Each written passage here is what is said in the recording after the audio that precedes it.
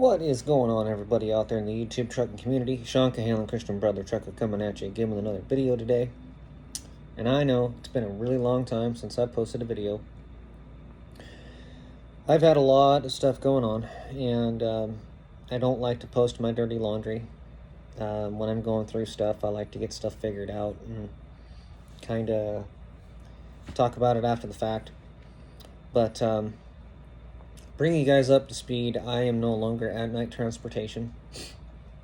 And I know a lot of people are like, well, you're just a job hopper and all that other fun stuff. But I wanted to kind of go over the reasons why I left, some of the stuff that that went on, and kind of give you my overall assessment and opinion about Knight Transportation.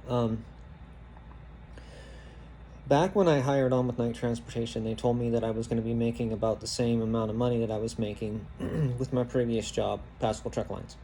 With Pascal Truck Lines, I was averaging about $1,500 to $1,600 a week, and that was take home. Well, I was also training with Pascal Truck Lines, and when I was training with Pascal Truck Lines, my average paychecks went up quite a bit. So I can make anywhere from $2,500 to $1,200. But my average went up from about $1,400 up to $1,600. And so when I was talking with Knight Transportation originally on the phone, I had told them, what my plans were, that I was going to be moving and that I was needing to make about the same amount of money that I was making before. And they assured me that I was going to be making 50-something cents a mile, and that their pay was going to be right on par with what I was making at the time. It all sounded good. And, to say that the potential was there, I really can't say that the potential was really there. And I'll tell you how the smoke and mirrors kind of works. When they tell you that, you're going to make this much money, there's a lot of the stuff that you find out after the fact that you didn't predict or didn't see coming up. And it's a lot of the little stuff in operations that ends up biting you in the foot or biting you in the butt or whatever the saying is. To give you an idea of what I'm talking about is what it is they take 6 or 8 cents per mile and attach that to a bonus structure. Now, on the onset, it sounds like a pretty good idea. You're like, oh, I can hit bonuses, no problem. But, I only hit my bonuses, all of my bonuses, a couple of times because there was just so much that was out of my control, especially with the fuel bonus. And when you don't hit your fuel bonus, it's not a small thing because they attach a kicker bonus on top of that. So, at the end of the day, what this means is that when you don't hit your fuel bonus and you don't hit your kicker bonus, you're talking $300 to $350 for the month. So that's a pretty big hit. Now, when things go really bad and you have a really bad month, then you don't hit your production numbers. And then, I didn't have any problems getting my safety bonus, of course, but just the bonuses were just really inconsistent. And that, I was looking forward to being a trainer and making the training pay in the bonus structure with the training pay. The thing about that is they would pay me my base rate, which ended up being like 40 some cents a mile without the bonuses, because I couldn't count on my bonuses to be there. So I'm not making 54 or 55 cents. I'm actually making 46 to 48 cents a mile. And I was making an additional $200 a week to have a trainee on my truck. And then I had the potential to run more miles. Okay, so it all sounds good. It all sounds pretty easy. Well, you have a trainee on your truck, so you can share your hours with a trainee. We couldn't run team. We couldn't run true solo plus. We could run anywhere from 650 to 700 miles a day. So what does that mean? Well, that means that, a couple times I hit over 4,000 miles with a trainee on my truck, but it wasn't consistent. And the main reason why is because of the timing on the loads. They time them and they plan them out as solo runs. So just because they put a load on you doesn't mean that, they're not solo plus loads. They're not, drop and hook on both ends. There's timing. You can't drop it on this day. You can't drop it here. You can't drop it at a yard, hook up to another load and go. So there was a lot of the little things that would slow me down and make it to where I couldn't maximize my miles. The other thing that I didn't account for was when I had moved over to Mountain Home, Idaho, I told them that I could stay on they told me that I could stay on with the Tulsa terminal and that they wouldn't have any problems getting me home. And that, oh, it's great. There's no problem. We've got lots of stuff going on. There's a yard in Salt Lake and then there's a yard in Idaho Falls. Okay, cool. So it sounded good. But then I started running into problems. Anytime I would come home, I would flag to be home during, let's say Wednesday. Well, what would happen is they would get me a load into Salt Lake on Monday, and I would be home either Monday night or Tuesday. Way too soon, way before my flag. And so I would end up having to take extra days off and not get paid for it, right? So because they were trying to get me loads either down to California and back or down to Las Vegas and back. And, freight rates are, the freight volumes are low, so we don't have these loads, we don't have this, we don't have that. Well, they did that to me twice. I flagged for a certain day to be home, and they got me back way too soon. So, basically what would happen is I would come back.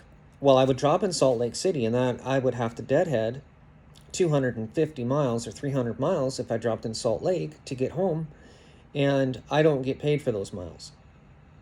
So, okay, I don't get paid for those miles. I get paid for the miles coming out of the house, but I wouldn't get paid for the miles from Salt Lake to my house.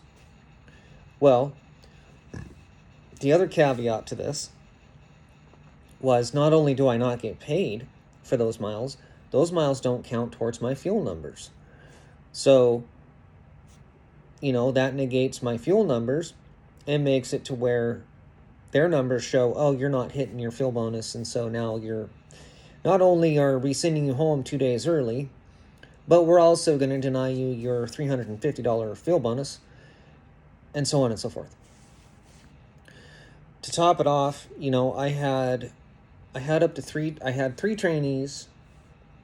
Three trainees that I trained and that were out driving and working on their own in a solo truck. And I was supposed to have a bonus match with these drivers where any bonuses that they hit, I would get a matching bonus on my bonus pay. Sounds great on the onset, but then again, you sit there and go, well, I was having problems hitting my fuel bonuses and hitting my production bonuses and hitting these bonuses. I taught the trainees how to hit the bonuses. I hit them every once in a while, but I didn't get a bonus over $100 for the entire 5 months that I was training. So basically, I was just making an additional $200 a week. So, it really wasn't, they weren't really paying me anymore to do the training, and I, financially, it just wasn't helping. And it was actually creating a lot of, just additional stress and problems from it was just problematic. Let's just say that. Now, if I stayed out and I wanted to stay out and I just stayed out and stayed out and stayed out, I could get a little bit of consistency, but then I was still attached to the bad load timing, mechanical problems, breakdowns, and things of that nature. So, and with the freight volumes being down the way that they are, I was starting to be affected by it a little bit, but there were times when I would get some really solid miles, but I'll tell you what, anytime I went home, it was not smooth. It was not smooth to get home, and it was smooth to come out from the house, but I would lose so many days. I would flag to be home for 3 days. I would end up having to take 5 because they would get me 2 days home 2 days early. So, then I would get these checks that were a couple $100, and then I get to the end of the month and I would be tracking great on all my bonuses, and I would be expecting a rather large bonus, and then get towards the end of the month, and then for them to tell me, oh, you missed it, you put 20 gallons of fuel on too much. And after this had kept happening over and over and over again, I'm like, you know what, I'm working way too hard for you to pull my bonuses away from me at the last minute, and it just isn't cool.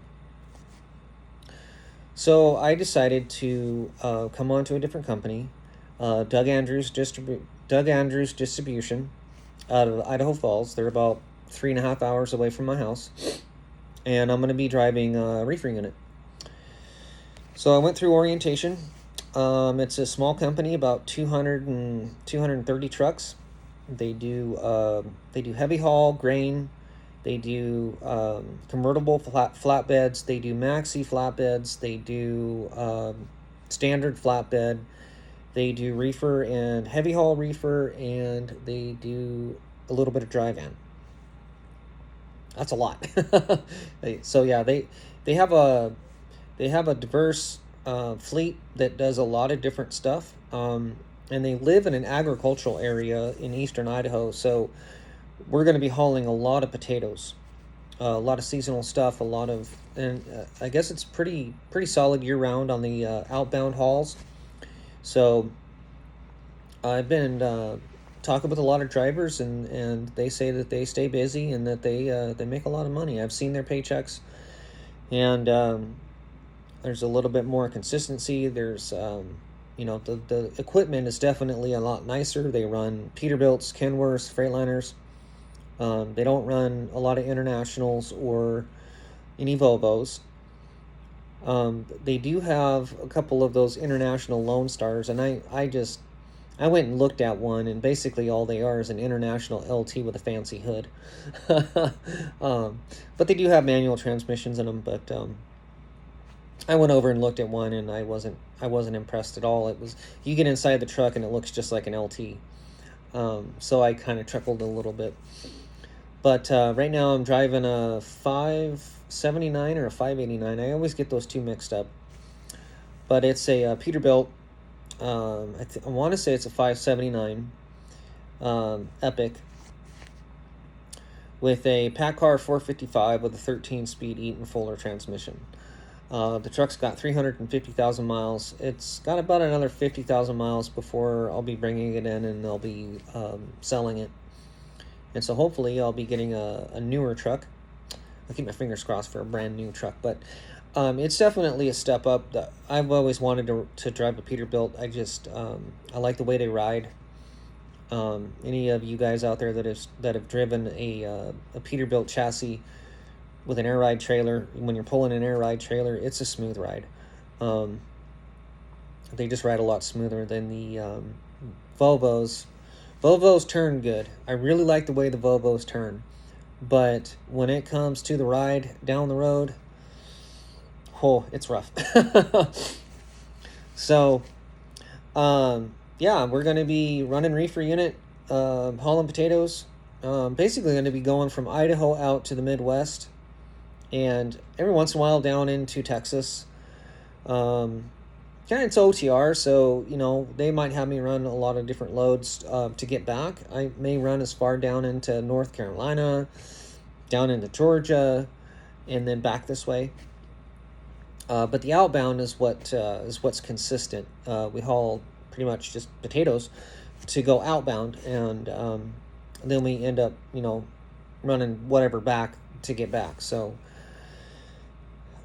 we're looking at consistent miles, better equipment, and I looked at their shop, and their shop is really nice. They're on top of stuff, and I actually went and was walking around the yard, and they have a line of cleaned green tag trailers. So when you bring a trailer in and it has a problem with it, you put an orange tag in the where the 7-way goes when you drop it, and they'll take and work on it. And then the reefer units, they'll take across the street because they have a truck washout, where they'll clean it and they'll bring it back, and then they'll green tag it and then put a tag in there that says cleaned. So when you come in and you're looking for a clean empty reefer unit, you grab the green tagged one that says cleaned. So I thought that was pretty cool. I know there's a couple times that I would get to a night transportation yard and be looking for a viable empty, and I would search that yard high and low, up and down, and all the trailers sitting there would be tagged, loaded. The whole yard would be full of no empties that were good to go. So that was frustrating, and it's just a lot of the little things that kind of adds up, that kind of added to my decision. But ultimately, at the end of the day, the people there are awesome. My management team, I can't say enough good stuff about them. They were awesome, great people to work with. It's just financially, it just didn't work for me. I have filed bankruptcy. I can't keep up with the bills, and I didn't have a problem with it before, and I was making enough money before I came over to Knight, and I gave Knight 9 months. It's not like I didn't give them the benefit of the doubt. It's just my pay just did not reflect what I need to be making, or just didn't come out in the wash. Their medical benefits for the family, that was expensive. That's the most expensive medical coverage I've ever seen in my life. So, at the end of the day, what matters is what you net, what they pay you out in your paychecks after your settlement, and it just wasn't enough to pay the bills. And so it's not a personal decision that I made off of feelings, that I made because I was mad or anything else like this. When I go out and I work hard and I'm trying to make enough money to cover the bills, and I'm having to go file bankruptcy, I'm failing at doing my job as being the provider for the house. So, you got to look around, and you got to really try to find something that's going to be consistent and something that you can rely on, and not be so variable and have so much of your pay attached to these bonuses. And then, if you can't afford the medical for your family, it just wasn't financially feasible for me to stick around. So I hope everything works out. I had a really good experience and a good time training the trainees that I had on my truck. I really enjoyed, training. That last trainee that was on my truck, Jesse Jocelyn, was just an amazing guy to train up. He was really nice and very generous, and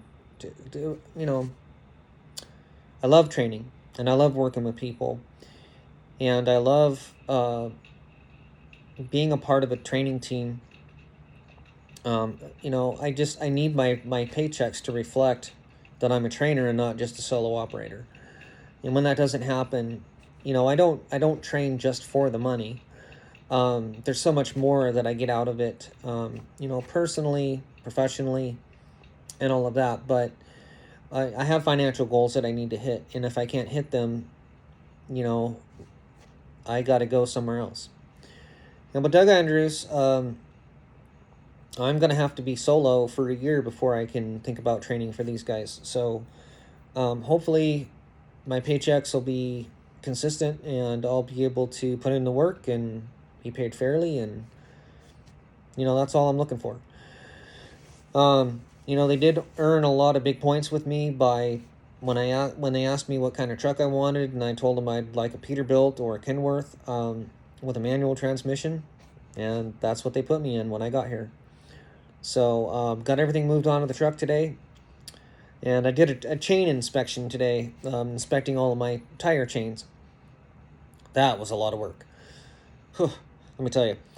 Here we run triple rails on the back set drivers, and so those things are a lot bigger and heavier. So I had to inspect those, make sure they weren't broke. And then we also run a set of triple rails on the back drive axle, and then we run a set of singles on the front drive axle, and then we run another set as a drag set on the trailer. So that's it's 6 sets of chains, but when you got triple rails, those are a lot more to pull out and all that fun stuff. And then I also carry an extra set just in case I break one. So 8 chains. Pulled them all out, straightened them all out, checked them all, untangled them, did all of that, made sure they were good to go, put them back on the truck. So if you do run chains, it's important that you pull them out and double check them, make sure they're good to go. But the main reason why I did it was because I'm new to the truck, and the truck had all these chains, and I ended up having to swap out some of the chains that were on the truck. So just something that I do. I make sure that my chains are good to go before I head out on the road with them. No, I don't like surprises when I have to throw my chains on and I've got a broken side rail or I've got a broken cross link. That's no fun, because then you can't put the chain on, right? So I've got a load going out tomorrow, and we're going to be going over to Wisconsin out of Idaho. So it's a good head haul, about 1,350 miles. And so it'll be my first reefer run that I've done since 2000. I haven't ran reefer since like 2010 or something like that. Definitely it's going to be challenging, because with the reefer units, you got to do the extra fueling and you got to do the trailer washouts and all that fun stuff. But I'm willing to put in the extra work as long as they put in the extra pay, right? So, I'll do what I have to do in order to get the consistent miles. I'm willing to give to get, right? So that's pretty much what I'm looking at right now. And if I try reefer unit out for a while and I just don't see the consistency in the miles, then I can always go over to flatbed and do flatbed for them. They've got multiple different fleets that I can go to if I don't like a particular fleet. And I live in a pretty good location, so I can run on one of any 3 fleets that they have.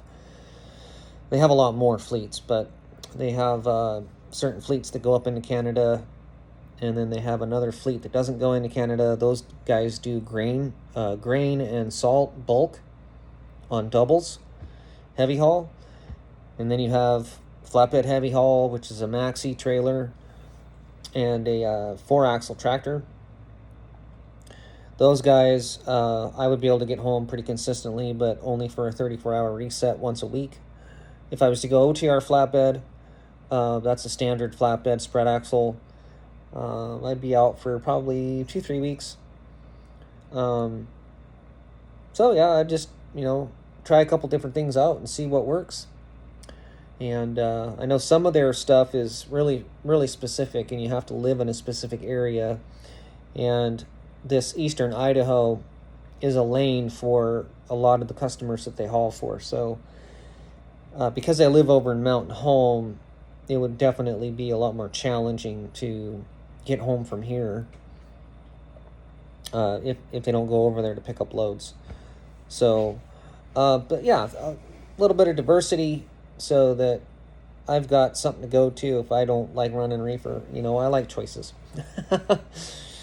But I met everybody in the office. I met the CEO, the CFO, I met all the management team. They did driver appreciation week out here, so they fed me really good the whole time I was here.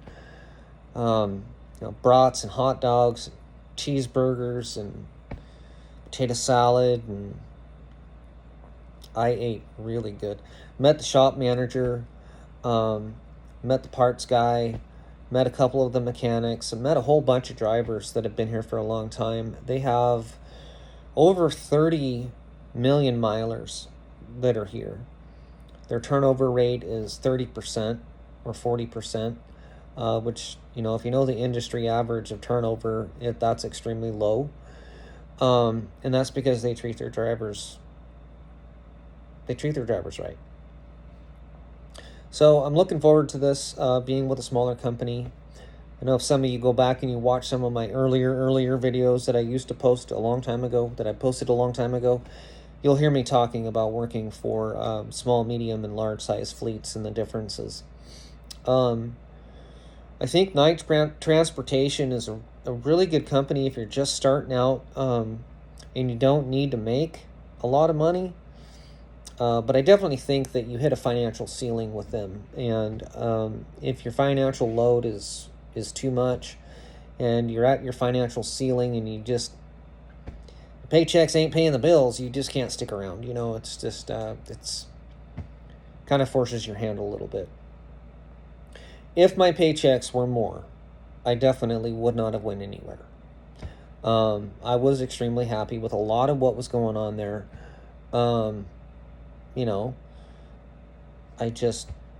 You can't keep driving for somebody that's not paying you enough. So is what it is, folks. So big shout out to Jesse Jocelyn, by far an awesome trainee. I wish you a lot of success out there. Keep in touch, and I'll be checking out your YouTube channel here pretty soon too to see what you're posting up. But yeah, he's been, trucking is in his family, and so he had some local driving experience, came on the truck, and it was like driving with somebody that had been driving for years. Well, he had been driving for years, but he just needed to get some experience with a 53-foot trailer and driving OTR. But he did an exceptional job, and it was a lot of fun having him on the truck. I really enjoyed my time with him. There was a couple people, you can't predict who you're going to get on the truck, but there was a couple of trainees that were pretty hard deal with. I kicked one off my truck, and but sometimes you go through a little bit of difficulty, and then you see that they're successful, and so that's really satisfactory when you know that you were a part of their success, even though it was difficult. You put two guys in a truck together, and there's bound to be some rough patches and things like that. Some people I've gotten along with really well, but it's difficult to be two up in a truck and around each other for 4 weeks at a time, with the stresses of everything that goes on out here in trucking. It can definitely be challenging for sure. But I'm looking forward to being solo for about a year to kind of recollect my thoughts and kind of just take a break from it for a bit. And I definitely think that I will come back to training after a year when I can qualify for Doug Andrews and get back to it. So I will keep you guys appraised to what's going on, how things are going with the reefer fleet. And as always, if you like this video, please like and subscribe and share. And God bless you all. Thanks for watching.